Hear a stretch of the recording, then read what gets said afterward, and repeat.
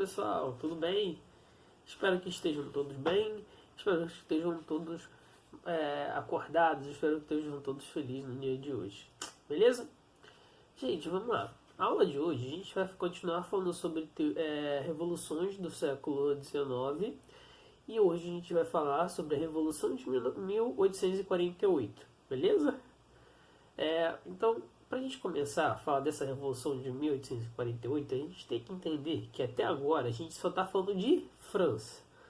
Só que, diferente um pouco das outras coisas que a gente viu, essa Revolução de 1848 ela vai se iniciar na França, porém ela vai se espalhar por toda a Europa.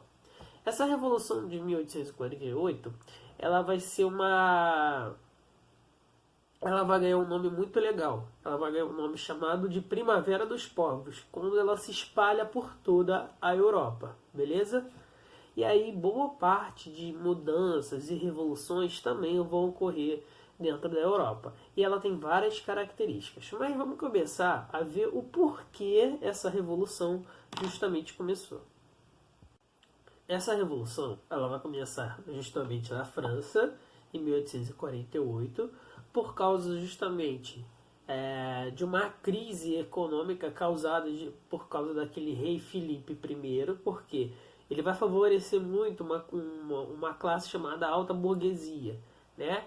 E aí isso vai gerar um grande desenvolvimento econômico, mas também isso vai gerar uma grande desigualdade econômica. Então vai começar a gerar uma crise econômica que as classes mais baixas não vão ter acesso praticamente a nada, né? A quase recursos e vai ocorrer uma falta de alimentos. Outra questão é que justamente essa falta de alimentos, se a gente lembrar, né, um dos principais motivos também do início da Revolução Francesa vai ser justamente a falta de alimentos. E aí a gente vai estar vendo de novo, olha só, o quanto você não ter alimento suficiente para a população acaba gerando justamente uma revolta. Então aprendam com isso. Nunca deixa faltar comida. Comida sempre gera discórdia. Então vamos lá. Só que, na verdade, o que vai acabar acontecendo é que quem vai se revoltar vai ser o povo, né? Vai ser a classe operária, vai ser as pessoas mais pobres. Quem são essas pessoas mais pobres, né? Vai ser justamente os artesãos, os trabalhadores das fábricas e do campo, vai ser a Guarda Nacional que vai ter os salários mais baixos, né? Então vão ser esses tipos de pessoas que são a classe mais baixa de uma sociedade, porém eles são a maioria. Agora, quem é esse povo, né, o pobre, quem é esse povo pobre vai querer combater? Eles vão querer combater justamente a alta burguesia. Essa alta burguesia é justamente a galera mais rica, né? É aquela pessoa que tem muito, muito dinheiro, né? É aquela pessoa que é dono de 2, 3 fábricas, é dono aquela pessoa que tem uma frota de ônibus, né? Tem um monte de ônibus. Ou então hoje em dia tem um monte de Kombi, de van, né? E aí a gente vai ver que justamente são esses tipos de pessoas e esses tipos de grupos que vão meio que monopolizar a economia do país. E aí é justamente a classe mais pobre que quer combater justamente eles para que dá um sentido de igualdade. Lembrando que a gente já vai ter nesse período uma coisa chamada de socialismo. Beleza? Essa é a ideia de socialismo, depois em transformação com o comunismo, com as teorias de Marx, né? Vai ser muito levado para a Europa. E essa revolução de 1848, ela tem uma característica justamente disso, né? Da classe mais pobre justamente combater a classe mais rica. E justamente querendo melhores condições de vida e melhores condições para todas as pessoas. Então ela vai ter um caráter socialista. A ideologia socialista vai ser dominante nessa questão, né? Porque eles estão sofrendo com uma grande desigualdade. Então o discurso socialista, né, a fala dos socialistas cai muito bem para um país com muita desigualdade. Então o que você vai ter? Você vai ter as pessoas, né, o povo, contra justamente a alta burguesia e quem apoiava essa alta burguesia, que era o rei Filipe I, certo? Então o povo vai justamente contra ele. O pessoal vai lutar tanto contra ele que até uma hora ele vai abdicar do trono, beleza? Nessa abdicação do trono vai ocorrer justamente um período ali, né, de transição. Vai se iniciar uma coisa chamada de Segunda República Francesa, beleza? Então vai ocorrer uma Segunda República na França, né? Lembrando que a Primeira República vai ser na Revolução Francesa, depois vem toda a restauração da monarquia e agora a gente está indo para a Segunda República, né? Porque agora as pessoas querem justamente fazer parte da República, não mais se privarem.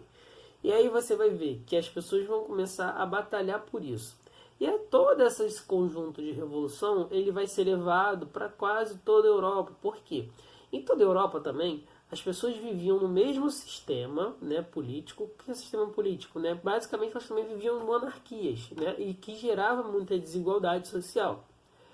E aí, isso levou essa mesma revolução de 1848, que vai ser chamada de Primavera dos Povos, quando levaram para o resto da Europa, né, os povos vão se revoltando com os mesmos sentidos do que os franceses. Então, se dá início na França e se espalha para o resto da Europa, né? Ela tem uma característica importante porque a classe mais baixa é que faz toda essa mudança, né? Essa classe mais baixa é que faz toda essa questão de transformação. Então a gente vai ter um governo, né? A mudança de um governo monarquista para uma república, porém esse primeiro período republicano, né, é marcado por uma política conservadora. Por quê? Quem é que vai assumir esse período republicano na França? Vai ser justamente um governo conservador, um governo burguês, um governo da alta burguesia, né? Esse mesmo governo também não se mantém até que você vai ter justamente no final de 1848, né, novas eleições, e quem ganha essas eleições vai ser justamente Luiz Bonaparte, né, que é sobrinho justamente do Napoleão. E aí a gente tem que começar a lembrar algumas coisas. O povo justamente aclama, né, Napoleão, né, Luiz Napoleão. Por quê? Porque vai aclamar ele, vai querer tanto ele de volta. A gente tem que lembrar que Napoleão, por mais que ele se tornou um imperador, ele era um jacobino. Então ele fez um conjunto de reformas, né, na França, antes do retorno da monarquia, que favorecia justamente a classe trabalhadora, e não só a classe trabalhadora, mas na verdade todas as classes sociais posteriores depois na França, né? E aí isso dava um sentido de maior igualdade entre as pessoas. Isso também favorecia bastante as classes mais inferiores. Por quê? Se você basicamente não tinha direito nenhum anteriormente, se você passa a ter algum direito, então você se transforma bastante, né? Isso é importante. E aí é por isso que as pessoas gostavam tanto das ideologias do Napoleão, porque ele era justamente um jacobino. E aí o que a gente vai ter? A gente vai ver que de 1848 a 1852, né, o Luiz Napoleão ele vai seguir com o governo dele direitinho. Ele vai seguir, não, tá tudo bem, tá, a gente vai... Até que em 1852 ele dá um golpe de Estado e se declara também imperador da França, assim como seu tio fez, né? Logo lá no início do século, com o golpe de Brumário. E aí a gente vai ver por que ele faz isso. Ele também faz isso se utilizando da desculpa, né, que a alta burguesia queria controlar o governo. E ele, para justamente conseguir governar, acaba dando um golpe de Estado, né? E aí ele leva justamente esse governo francês até 1875, né? Leva justamente todo esse contorno aí dessas características da Segunda República Francesa de uma forma um pouco autoritária, né? Porque você se declarou como um imperador. E aí, quando você faz essa característica autoritária, e aí porque o governo dele teve mais longevidade do que os outros governos, né? E aí a gente olha justamente essa característica dele ser um bonapartista, né? Fazer justamente jus à autoridade de Bonaparte e também fazer jus às ideias jacobinas. Isso é o que deu um certo período de tranquilidade francesa, né? As pessoas não se revoltaram tanto. Mas o mais importante da gente falar dessa Revolução de 1848 é que ela vai se espalhar para o resto do mundo e vai ser importante justamente para a unificação da Alemanha e da Itália, que são países que também eram países que eram fragmentados por monarquias. E vão passar a se juntar justamente por causa do nacionalismo que vem da França e começa a se expandir pelo mundo, e também pelas ideias um pouco de socialismo ligadas lá dessas revoluções, né, contra essas classes mais ricas. E aí isso vai ajudar justamente na formação de muitos estados na França, na França na Europa, depois do século XIX, beleza? Então a gente está vendo as características, né? A importância da França nesse período. A gente viu a importância da restauração da monarquia, A gente viu a importância justamente da Revolução de 1830.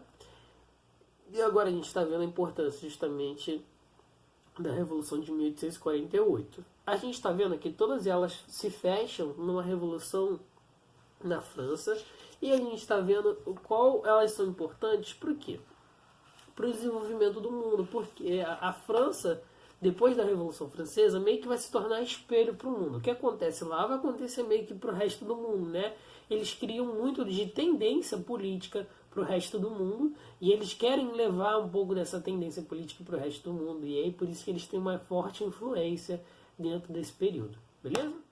Gente, a aula termina por aqui, espero que vocês tenham entendido, beleza? Forte abraço, beijão.